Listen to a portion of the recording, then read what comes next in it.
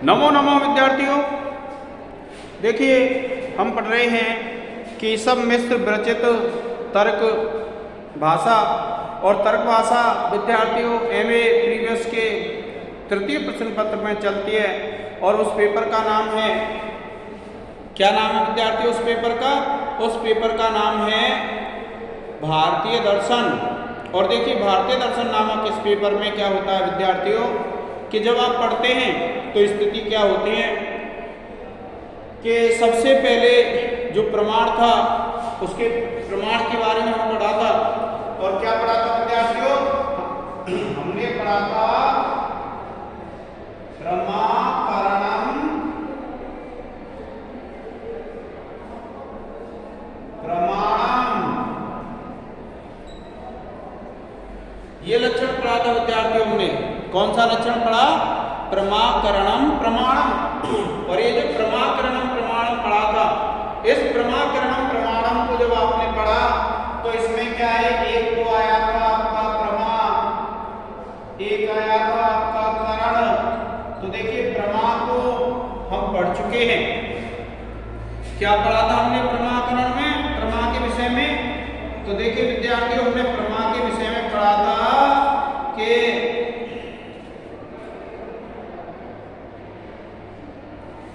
यथार्थानुभव प्रमा।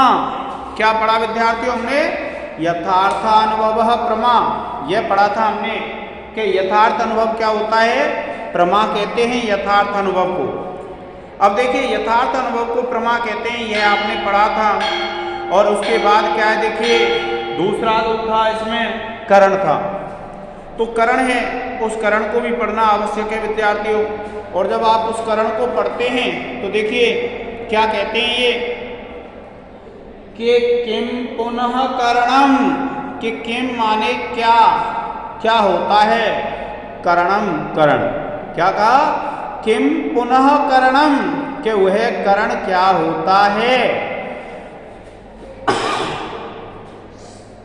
तो देखिए क्या कहते हैं, साधक तमम करणम, कि जो साधक तम होता है, जो किसी कार्य को सिद्ध करने में अत्यंत महत्वपूर्ण होता है, उसको क्या कहते हैं विद्यार्थियों? करण कहते हैं। देखिए कौन सा है करण?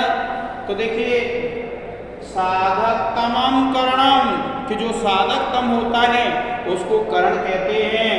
अतिशयतम साधकम साधक तमम, के अतिशयतम साधकम साधक तमम, अर्थात जो अत्यंत सहायक होता है उसको क्या कहते हैं हम? साधक तम कहते हैं। और प्रकृष्टम कारणम इति अर्थः, कि इसका अर्थ क्या है कि जो प्रकृष्ट कारण होता है उसी को क्या कहा जाता है? करण कहा जाता है। क्या कहा? प्रकृष्टम कारणम इति अर्थः। देखिए उसने क्या पूछा कि करण किसको कहते हैं? क्या पूछा विद्यार्थियों? उसने पूछा कि करण किसको कहते हैं? तो कवि ने बताया है साधक तमम करणम, कि जब कोई भी कार्य उत्पन्न होता है तो उसमें जो साधक तम होता है, साधक तमम, तम प्रत्यय लगा हुआ है, कि साधक तमम करणम, कि जो साधक तम होता है उसी को क्या कहते हैं? करण कहते हैं। और देखिए फिर क्या कहा? अतिशयतम साधकम साधक तमम, कि जो अतिशय साधक होता है उसको क्या कहते हैं? साधक तम कहते हैं। और प्रकृष्टम कारणम इति अर्थः, इसका अर्थ क्या है? प्रकृष्ट कारण। देखिए करण किसको कहेंगे विद्यार्थियों? कि जैसे आपने जो सिद्धि की, जब आप सिद्धि करते हैं तो जब आप इसको पढ़ते हैं, मान लीजिए आप निर्माण कर रहे हैं घड़े का। किसका निर्माण कर रहे हैं? घट का। और ये जो घट है इसमें जो विद्यार्थियों कारण होते हैं, तो कारण क्या है? अनेक होते हैं। जैसे मान लीजिए इसमें हम कारण मानते हैं कुम्हार, गधा,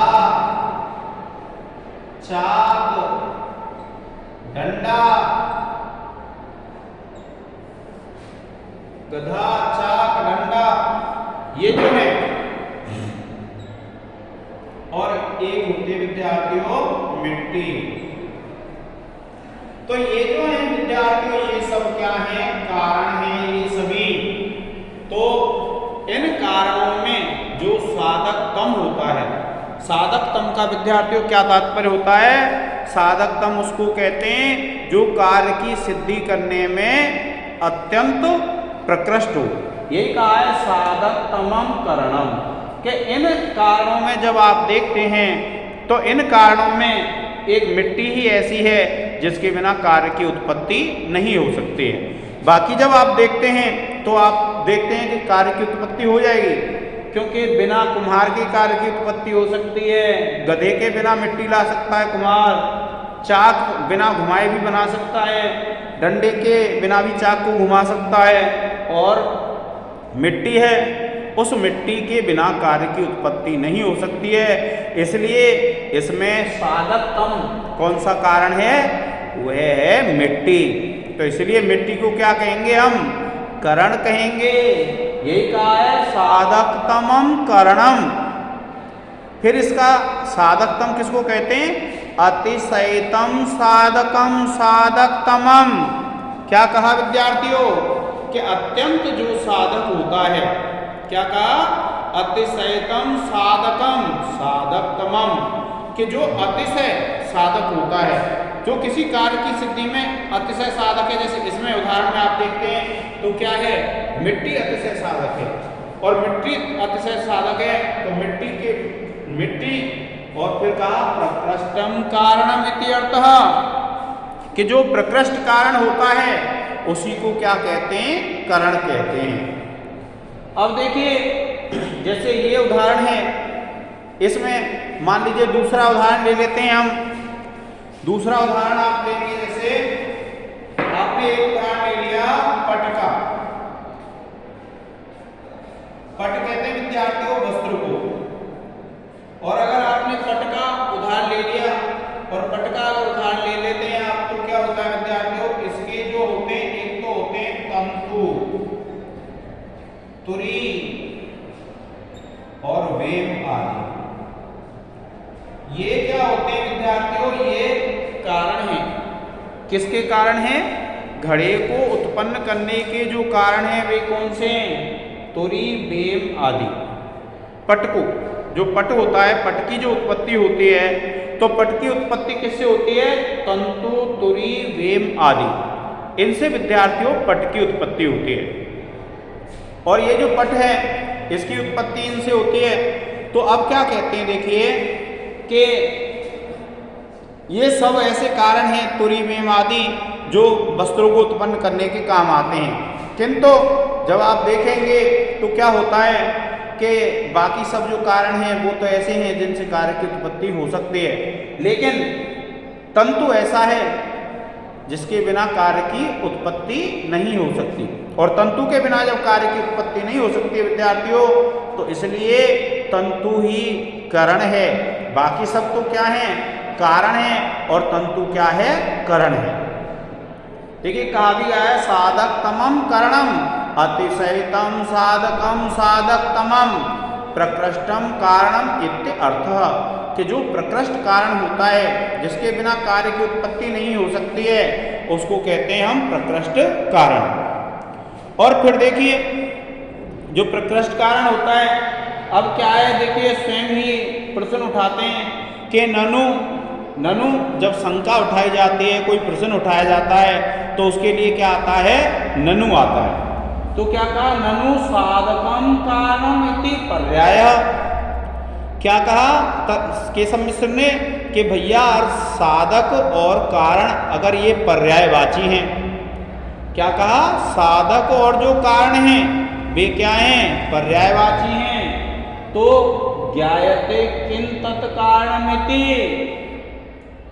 कि न ज्ञायते, हम नहीं जानते हैं। देखिए यहां पर पढ़ रहे हैं हम कि कारणमिति पर्याय तदेव न ज्ञायते किं तत्कारणम। कभी कहता है कि आपने कह दिया प्रकृष्टम कारणम इत्यर्थः, कि जो प्रकृष्ट कारण होता है उसी को क्या कहते हैं? कारण कहते हैं। तो भैया यदि साधक और कारण पर्यायवाची हैं, तो उन्होंने क्या कहा? हम तो यही नहीं जानते कि कि कारण किसको कहते हैं। क्या कहा विद्यार्थियों? उन्होंने कहा कि हम तो यह जानते ही नहीं है कि कारण किसको कहते हैं। तो देखिए, कभी कहते हैं उच्यते, उच्यते, क्योंकि जब आपने पहले पढ़ा तो सबसे पहले तो हमने प्रमाकरणम प्रमाणम पढ़ा था, और प्रमाकरणम प्रमाणम पढ़ लिया। उसके बाद जब हम पढ़ने लगे विद्यार्थियों, तो क्या हुआ कि जब हमने प्रमाकरणम प्रमाणम पढ़ लिया तो उसके बाद क्या होता है विद्यार्थियों कि उसमें एक तो प्रमा आया था। तो प्रमा के विषय में कभी बता चुके हैं, प्रमा यथार्थ अनुभव प्रमा, और फिर करण आया था। तो करण को बताते हैं साधक तमम करणम, कि जो अतिशयतम साधकम साधकतमम। क्या कहा कि जो साधकतम होता है उसी को करण कहते हैं, और साधकतम किसको कहते हैं? अतिशयतम साधकम साधकतमम, कि जो अतिशय साधक होता है उसको ही साधकतम कहते हैं। और प्रकृष्टम कारणम इति अर्थः, प्रकृष्ट कारण, यह इसका अर्थ है। तब देखिए क्या होता है कि जो कवि है स्वयं ही शंका उठाते हैं और वो कहते हैं कि ननु, ननु कहते हैं, जब प्रश्न पूछा जाता है उसको क्या कहते हैं? ननु साधकम कारणम इति, कि जो साधक है और कारण है, क्योंकि यहाँ साधक भी कहा कारण भी कहा, तो साधकम कारण की पर्याय, कि भैया यदि साधक और कारण पर्यायवाची हैं, क्या कहा कवि ने कि यदि साधक और कारण पर्यायवाची हैं तो न ज्ञायते, न ज्ञायते। क्या कहा? न ज्ञायते, हम तो जानते ही नहीं है। क्या नहीं जानते हैं? किं तत्कारणमिति, कि वह कारण क्या है। क्या कहा कवि ने कि हम तो इस बात को जानते ही नहीं है कि वह कारण क्या है। और फिर देखिए कवि स्वयं बताते हैं कि उच्यते, बताते हैं आपको, क्या बताते हैं? कारण के विषय में। क्या कहा? उच्यते, बताते हैं। उच्यते का अर्थ है बताते हैं। क्या बताते हैं? यस्य कार्यात् पूर्वभावो न्यतो अनन्यता सिद्धश्च तत्कारणम, कि यस्य, यस्य कहते हैं जिसका, कार्यात् कार्य से, पूर्व भाव पहले भाव होता है। क्या कहा? यस्य कार्यात् पूर्व भावो, जिसका कार्य से पहले भाव होता है। नियतो, जो नियत रहता है। अन, अन्यथा सिद्ध, और जो दूसरी जगह सिद्ध नहीं होता है। तत्कारणम, उसको क्या कहते हैं? कारण कहते हैं। क्या बताया कि यस्य कार्यात् पूर्व भावो, जो कार्य से पहले पाया जाता है। जैसे देखिए मिट्टी है, मिट्टी घट बनने से पहले पाई जाती है। इसी प्रकार से तंतु हैं, वह पट बनने से पहले पाए जाते हैं। तो क्या कहा? यस्य कार्यात् पूर्व भावो न्यतो अनन्यथा सिद्धश्च तत्कारणम, कारण किसको कहते हैं? यस्य, जिसका, कार्यात् पूर्व भावो, कार्य से पहले भाव पाया जाता है। किसको कहेंगे? यस्य कार्यात् पूर्व भावो, जिसका कार्य से पहले भाव पाया जाता है। क्या कहा विद्यार्थियों? यस्य कार्यात् पूर्व भावो, जिसका कार्य से पहले भाव पाया जाता है। नियतो, जो नियत रहता है। अनन्यथा सिद्धश्च, और जो दूसरी जगह सिद्ध भी नहीं होता है, उसको क्या कहते हैं विद्यार्थियों? उसको कहते हैं हम, जो दूसरी जगह सिद्ध भी नहीं हो उसको कहते हैं कारण। तत्कारणम, वह कारण होता है। और देखिए यथा, जैसे, तंतु, तंतु कहते हैं धागे को, वेम आदिकम, के तंतु वेम आदि, पटस्य कारण, के जो तंतु वेम आदि हैं वे क्या हैं? पट का कारण हैं। क्या कहा विद्यार्थियों? यथा तंतुवेम आदिकम पटस्य कारणम, जैसे तंतुवेम आदि पट के कारण हैं। और अब तो देखिए फिर क्या कहते हैं, यद्यपि, कवि स्वयं कहते हैं यद्यपि पटोत्पत्तौ, पट की उत्पत्ति में, क्या कहा, यद्यपि, वैसे तो क्या होता है, पट की जो उत्पत्ति होती है उस उत्पत्ति में देवात, देवात कहते हैं भाग्य से, आगतस्य आए हुए, रासव, रासव कहते हैं गधे को, रासव आदेह गधे आदि का, पूर्व भावो विद्यते, पूर्व में भाव रहता है। क्या बताया कवि ने कि भैया वैसे तो ऐसा होता है कि जो गधा आदि है वह भी इस घड़े से पहले पाया जाता है और भाग्यवश आ जाता है। कैसे पाया जाता है, क्योंकि जो घड़ा है उसकी उत्पत्ति में, घड़े की उत्पत्ति में जो गधा है उस पे मट्टी रख के लाई जाती है। क्या लाते हैं, गधे की पीठ पर रख के मिट्टी लाता है कुम्हार। तो उसने क्या कहा कि गधा भी पाया जाता है, पूर्व भाव होता है, इसमें दिया है ना पूर्व भावो, पूर्व भाव होता है क्योंकि गधे के ऊपर मिट्टी रख के लाई जाती है। और फिर क्या कहा, देखिए तथापि ना सौन्यतः, लेकिन यह नियत नहीं रहता है। क्या कहा कि ये जो है गधा वह नियत नहीं रहता है। क्या कहा कि वैसे तो उसका भाव पाया जाता है लेकिन यह नियत नहीं रहता है। नियत का तात्पर्य क्या है, हमेशा रहने वाला। कि वैसे तो भैया ऐसा है कि पाए जाते हैं किंतु यह नियत नहीं होता है।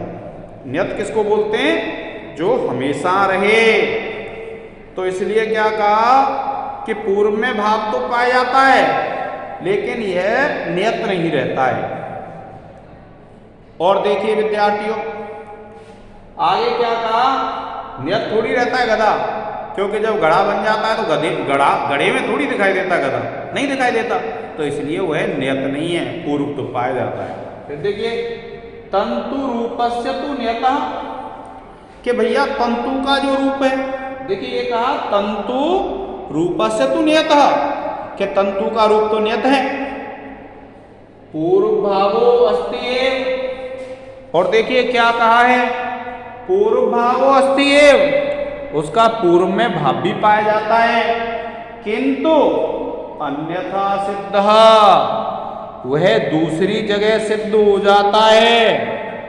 क्या कहा, किंतु, देखिए ये कहा है किंतु अन्यथा सिद्ध, किंतु वह दूसरी जगह सिद्ध हो जाता है। और पट रूप जननो उपक्षीणत्वात्, क्योंकि वह जो तंतु है वह पट की उत्पत्ति नहीं करता है, क्या करता है, वह पट को रूप देता है। क्या कहा कि वह पट की उत्पत्ति नहीं करता है, क्या करता है, पट को रूप देता है। और फिर देखिए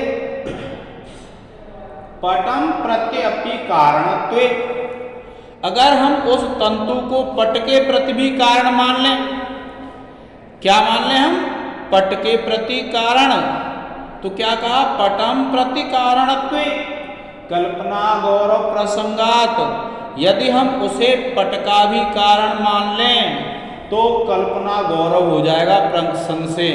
कल्पना गौरव से क्या तात्पर्य होता है विद्यार्थियों, कल्पना गौरव से तात्पर्य होता है, ये तो हम फिर तो किसी को भी किसी का कारण मान सकते हैं। और देखिए तीन, इसलिए अनन्यथा सिद्ध, जो दूसरी जगह सिद्ध नहीं हो, नियत जो निश्चित रूप से रहे, पूर्व भावित्वम और जो पूर्व भावी हो, कारणत्वम उसको कारण कहते हैं। और अनन्यता सिद्ध नियत पश्चात भावित्वम, अनन्यता सिद्ध जो दूसरी जगह सिद्ध नहीं हो, और नियत अनन्यता सिद्ध नियत और जो नियत रहे, और पूर्व भावित्वम जिसका पूर्व में भाव भी पाया जाए, कार्यत्वम उसको कार्य कहते हैं। आपको ध्यान रखना है कि यहां से तो ये यहां तक कार्य का लक्षण है और यहां से लेकर के यहां तक कारण का लक्षण है। वैसे कारण का ये लक्षण है विद्यार्थी, यहां से लेकर के यहां तक आपको याद कर लेना है। और अब देखिए क्या बताते हैं कि तच्च कारणम त्रिविधम, कि भैया ये जो कारण हैं ये 3 प्रकार के हो जाते हैं। क्या कहते हैं? तच्च कारणम त्रिविधम, कि वह जो कारण है वह कितने प्रकार का हो जाता है? 3 प्रकार का हो जाता है।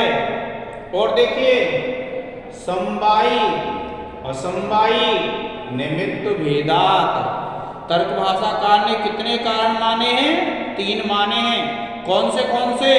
समवायी कारण, असमवायी कारण और निमित्त कारण। तो ये कहा तच्च कारणम त्रिविधम, कि भैया वे जो कारण हैं वे 3 प्रकार के हैं, समवायी, असमवायी और निमित्त। और यत् तत्र, देखिए क्या कहते हैं? तत्र, वहां पर, कहां पर? वे जो 3 प्रकार के कारण माने गए हैं उनमें यत् समवेतम कार्यम उत्पद्यते तत् समवायी कारणम। ये विद्यार्थियों यहां से लेकर के और यहां तक समवायी कारण का लक्षण है। क्या कहा? यत् समवेतम कार्यम उत्पद्यते तत् समवायी कारणम, कि जिससे निश्चित रूप से कार्य की उत्पत्ति होती है उसको समवायी कारण कहते हैं। क्या कहा? यत् समवेतम कार्यम उत्पद्यते तत् समवायी कारणम, कि जिससे निश्चित रूप से कार्य की उत्पत्ति होती है उसको समवायी कारण कहते हैं। क्या कहा? यत् समवेतम कार्यम उत्पद्यते, कि जिससे निश्चित रूप से कार्य की उत्पत्ति होती है, तत् समवायी कारणम, उसको क्या कहते हैं? समवायी कारण कहते हैं। यथा तंतवः पटस्य समवायी कारणम, कि यथा जैसे तंतवः पटस्य समवायी कारणम, कि जो तंतु हैं वे पट का समवायी कारण हैं। यतः, यतः कहते हैं क्योंकि तंतुषु एक पटः संवेतो जायते न तुर्यादिषु, क्योंकि क्या कहा? यत् संवेतम कार्यम उत्पद्यते तत् समवायी कारणम, कि जिससे निश्चित रूप से कार्य की उत्पत्ति होती है उसको समवायी कारण कहते हैं। और जैसे यथा जैसे तंतवः पटस्य समवायी कारणम, कि जो तंतु होते हैं वे पट का समवायी कारण हैं। और यथा क्योंकि तंतुषु एक पटः संवेतो जायते, क्योंकि तंतुओं से ही वस्त्र निश्चित रूप से उत्पन्न होता है। क्या कहा? यतः तंतुषु एक, देखिए ये कहा है यतः तंतुषु एक पटः संवेतो जायते न तुर्यादिषु, कि भैया तंतुओं से ही पट कहते हैं वस्त्र, निश्चित रूप से उत्पन्न होता है, तुर्य आदि से नहीं। इसलिए जो तंतु हैं वे पट का समवायी कारण है। आ गया होगा आपके समझ में कि जिससे निश्चित रूप से कार्य की उत्पत्ति होती है, ऐसा कारण जिससे निश्चित रूप से कार्य की उत्पत्ति होती है उसी को समवायी कारण कहते हैं। जैसे अगर हम घड़े की उत्पत्ति देखेंगे तो घड़े की उत्पत्ति में तो मिट्टी समवायी कारण है और पट की उत्पत्ति में तंतु समवायी कारण है। क्यों? क्योंकि तंतु से ही निश्चित रूप से पट बनता है, तुरी आदि से नहीं बनता है। इसलिए पट का जो समवायी कारण है वह क्या हो गया? तंतु हो गया विद्यार्थी। क्या हो गया? तंतु।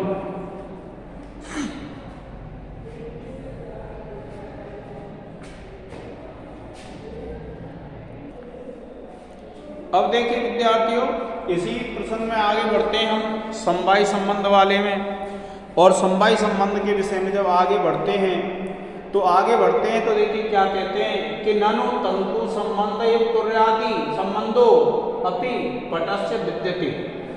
क्या शंका उठाता है कभी कि प्रश्न उठाता है आचार्य केशव मिश्र के द्वारा ये प्रश्न उठाए गए हैं। तो क्या उठाया देखिए कि ननु कि तंतु संबंध एवं तुर्यादि संबंधो अपि पटस्य विद्यते, कि जिस प्रकार से तंतु का संबंध होता है उसी प्रकार से तुरी आदि का भी संबंध पट के साथ होता है।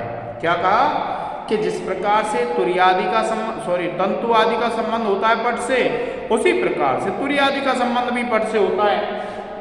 ये कहा विद्यार्थियों कि हाँ सत्यम, तो तत् कथम तंतु से पट संवेदो जायते न तुर्यादिषु, तो फिर क्या कहा तत् कथम, तो फिर क्यों, तत् कथम तो क्यों, तंतु से पट संवेदो जायते, के तंतुओं से ही पट निश्चित रूप से उत्पन्न होता है, न तुर्यादिषु, तुर्यादि से नहीं। क्या बताया है कि भैया जैसा संबंध तंतु का है पट के साथ, वैसा ही संबंध तुरी आदि का है, तो फिर तंतुओं से ही पट क्यों उत्पन्न होता है, तुरी आदि से उत्पन्न क्यों नहीं होता है। तो देखिए यहाँ जो बात आई थी वो किसकी आई थी, संबंध की आई है। तो ये आचार्य केशव मिश्र कहते हैं कि सत्यम, सही बात है, संबंध तो है, इसमें तो कोई दो राय नहीं है, संबंध है, सत्यम, सत्य बात है। क्या बात है सत्य, कि संबंध है। किस बात का संबंध है, देखिए द्विविधः संबंधः समवायः संयोगः समवायश्चेति। क्या बताया विद्यार्थियों, द्विविधः संबंधः, कि भैया जो संबंध है वह दो प्रकार का होता है। क्या कहा उन्होंने कि द्विविधः संबंधः, कि जो संबंध है वो कितने प्रकार का होता है, दो प्रकार का होता है। कौन सा, संयोगः समवायश्चेति। देखिए ये कहा संयोगः समवायश्चेति, कि संयोग संबंध और समवाय संबंध दो प्रकार का संबंध होता है। और देखिए फिर क्या कहा, तत्र अयुत सिद्धयोः संबंधः समवायः, कि वहां पर जो अयुत सिद्ध होते हैं उनका जो संबंध है उसको क्या कहते हैं, समवाय कहते हैं। क्या कहा कि तत्र अयुत सिद्धयोः संबंधः समवायः, कि जो अयुत सिद्ध होते हैं उनमें जो संबंध पाया जाता है उसको कहते हैं समवाय संबंध, और अन्ययोस्तु संयोग, और जो अन्य संबंध होता है उसको क्या कहते हैं, संयोग संबंध कहते हैं।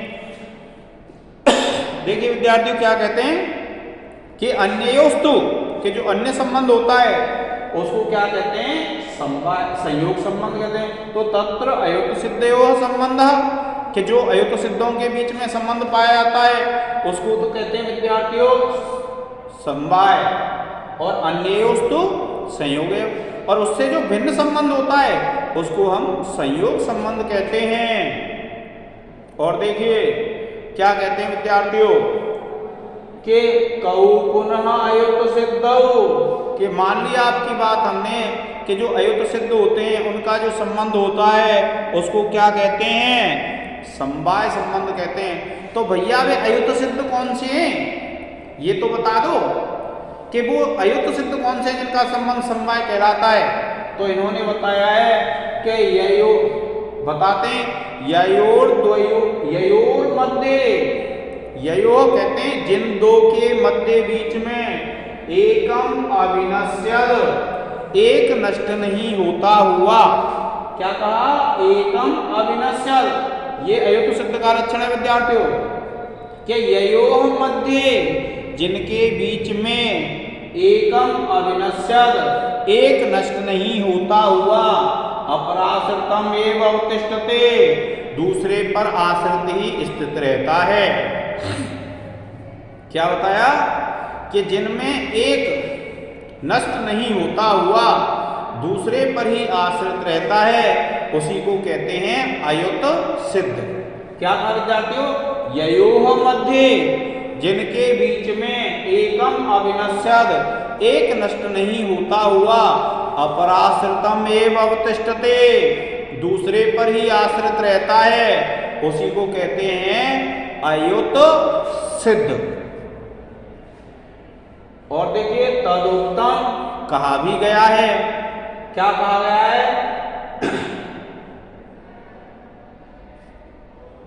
तावेव अयुत सिद्धौ द्वौ विज्ञातव्यौ ययो द्वयोः अनस्यदेकम् अपाश्रितम् एव अवतिष्ठते। क्या कहा है? तौ एव, वे दोनों ही अयुत सिद्धौ, अयुत सिद्ध कहलाते हैं। द्वौ विज्ञातव्यौ, उन दो को अयुत सिद्ध जानना चाहिए। ययोः द्वयोः, जिन दो के अनस्यद नष्ट न होने पर एकम जो पहला है अपराश्रितम एव अवतिष्ठते, दूसरे पर ही आश्रित रहता है। कि जिन दो में एक नष्ट नहीं होता हुआ दूसरे पर आश्रित रहता है, उसी को क्या कहते हैं हम? उसी को कहते हैं अयुत सिद्ध। यथा अवयव अवयविनौ। देखिए अवयव और अवयवी, जैसे मेरा जो पूरा शरीर है वो क्या है? अवयवी है। और मेरा ये जैसे हाथ है वह अवयव हो गया। तो जैसे अयुत सिद्ध किसको कहेंगे? जब तक मैं जीवित हूं यह मेरा हाथ मुझसे अलग होके नहीं रह सकता है, लेकिन अगर नष्ट हो जाता हूं तो यह अलग रह लेगा। तो अयुत सिद्ध कौन सा होता है? ययोः मध्य, जिनके बीच में एकम अविनश्यद, एक नष्ट नहीं होता हुआ, अपराश्रितम एव अवतिष्ठते, दूसरे पर ही आश्रित रहता है, उसी को कहते हैं अयुत सिद्ध। ठीक है विद्यार्थियों, आज के इस लेक्चर में इतना ही। अब आगे पढ़ेंगे दूसरा लेक्चर। धन्यवाद।